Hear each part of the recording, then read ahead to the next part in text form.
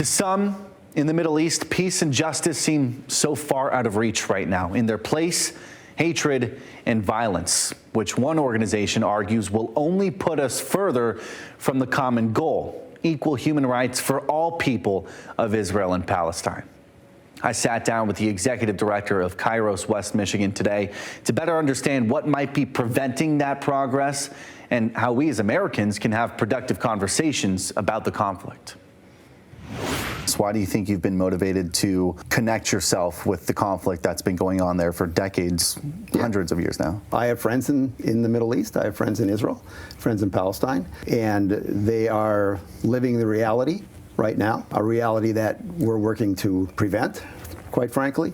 We're a Christian movement, and part of our sense of being Christian is to bring shalom, to bring the way God intended things to be. You've lived in both Israel and Palestine? Yeah, for about 2 years. Most of the time was on the Bethlehem side of the wall in Palestine, and with a few months on the Israeli side of the wall in a community called Beit Zefafa.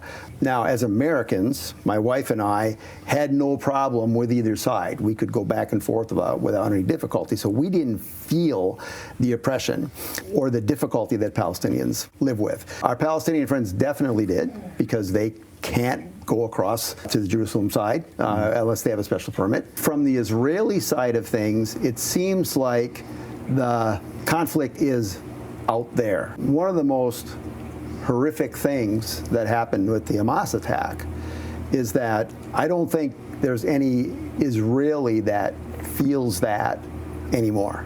I mean, every Israeli knows somebody who has been killed or taken captive. Mm-hmm. When you have a conflict like this escalating to this degree, becomes so polarizing, a lot of people are forced to feel like they need to choose sides.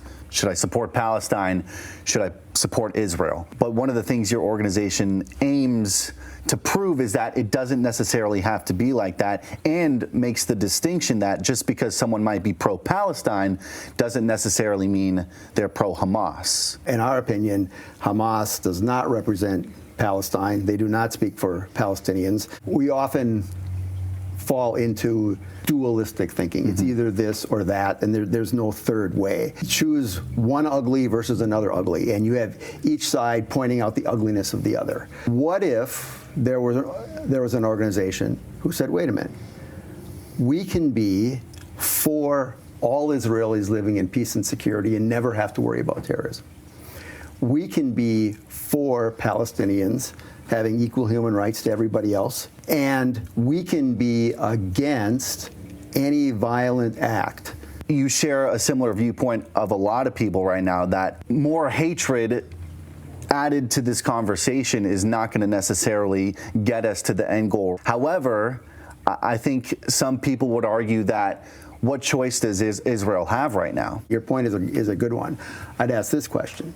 Where have 50 to 75 years of violence and oppression, where has that led? What's going to happen after the siege of Gaza is over? We've found out that violence has not brought, by either side, has brought about peace. The definition of insanity is trying the same thing over and over and over again and expecting a different result. I think in Israel Palestine is the insanity of trying something over and over and over again and expecting things to be different. Whether you've chosen to be pro-Palestinian or whether you've chosen to be pro-Israeli, if you've made that hard choice, I would suggest take a step back and start listening to voices from the other side and hear another perspective. Israelis are not uniformly anti-Palestinian, and Palestinians are not uniformly anti-Israeli. The other misconception is that one side is right and the other side is wrong, and that it's black and white. Again, I'd encourage people, look for the shades of gray.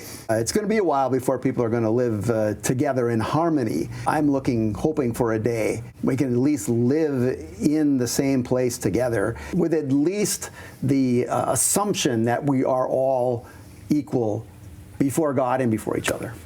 Yeah, that'd be nice, right? I mean, these are very important, but at the same time, very difficult conversations to have. But Den Bora believes no matter who you are or what you believe, a shift in perspective and a willingness to listen can both play a significant role in steering us down a different path. If you would like to learn more about Cairo's quest for equality, you can find a link with this article on our website. And you can stay with Fox 17 for continuing coverage on the Israel-Hamas war and how West Michigan is responding. Tune in on air, online, and on our Facebook page.